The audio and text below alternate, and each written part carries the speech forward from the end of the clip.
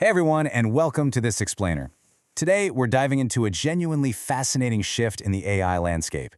We're going to explore exactly what it takes to transition AI agents from those fragile local prototypes, the ones running on a single laptop, all the way up to massive, robust, production-ready systems. So let's get into Architecting Agentic AI, Strategies for Production and Scale. Right off the bat, this brings us to the absolute core of the issue. How do you actually build AI agents capable of processing millions of requests? Data scientist Evan Gosbach poses this fascinating challenge. Building a quick Python script that works perfectly for, say, 10 localized requests, that's a relatively straightforward task. But how on earth do we scale these systems effectively without just completely breaking the underlying framework when user traffic suddenly spikes into the millions? To figure that out, we'll build our understanding step by step today. We're going to cover scaling AI to production, architecting with MCP, specialized agents in action, optimizing real-world networks, and finally, security and architecture choices. All right, let's jump right into Section 1, Scaling AI to Production, the foundation. 1 million. Let that sink in.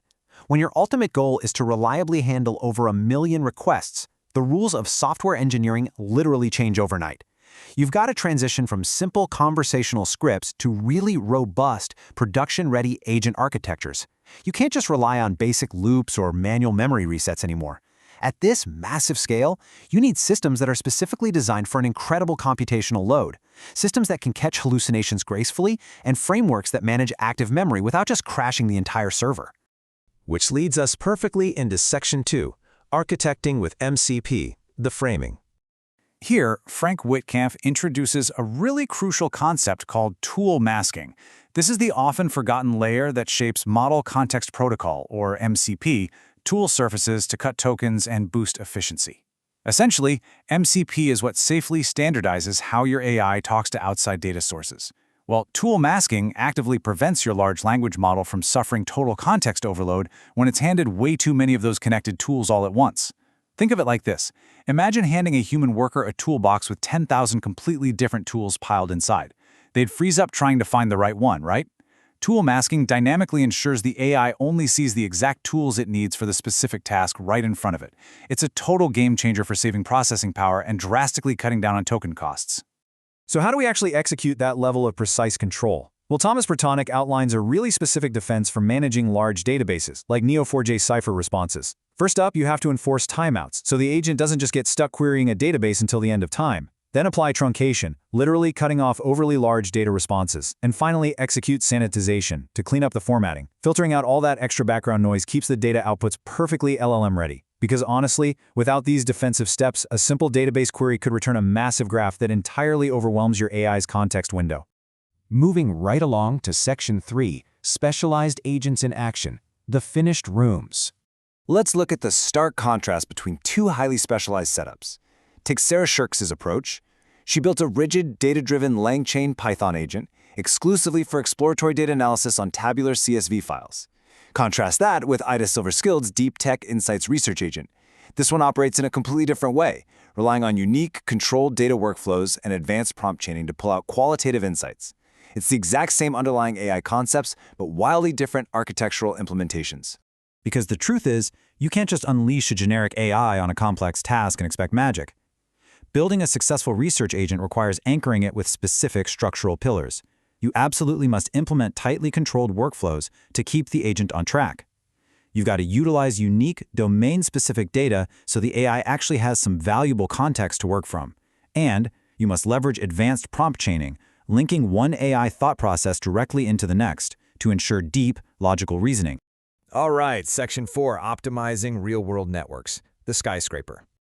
To truly scale up, you have to evolve from simple prompts into strategic decision-making. Data scientist Samir Sachita demonstrates something incredible here. By deliberately connecting an MCP server, an AI-powered agent transforms from just a basic answering machine that retrieves facts into a highly sophisticated optimization engine. We're talking about an engine capable of making dynamic, complex calculations on the fly. And look, this isn't just theory. real organizations are utilizing these robust, MCP-connected systems to manage and optimize complex global supply chain logistics. They're actively delivering cost-efficient outcomes, ensuring reliable network performance across entire continents, and driving sustainable practices. This is about using agentic AI to route massive cargo shipments more efficiently, not just, writing a slightly better email. Finally, let's wrap up with Section 5, Security and Architecture Choices, the building codes. Depending on your specific enterprise workload, you have to strategically decide your underlying architecture right from the starting line. When do you rely on a straightforward single-agent system? Well, that's ideal when you want to focus on unified tasks, need something much simpler to debug, and require a tightly localized context. But if you're dealing with distributed tasks that require highly specialized roles, you're going to need to build a sprawling multi-agent system, even if it comes with the headache of complex orchestration. As these systems scale up to handle millions of tasks, we're actually observing a really fascinating shift in the industry. AI engineers are moving beyond LangChain to native agent architectures. As requirements get stricter and stricter, a lot of developers are looking for native frameworks that offer tighter, more granular control over their complex agents. They're preferring direct oversight rather than just relying solely on high-level abstractions. To wrap up this explainer, I want to leave you with one absolutely critical question regarding your AI agent security surface. What exactly gets exposed when you add tools and memory? As you empower your scaled-up systems with permanent memory and live connected tools to handle those millions of requests, what new vulnerabilities are you inadvertently building directly into your foundation? Are your agents passing sensitive data to outside tools? Is their memory truly isolated? Answering those questions is the real key to mastering production-scale AI. Thanks so much for joining me for this explainer today, and I'll catch you next time.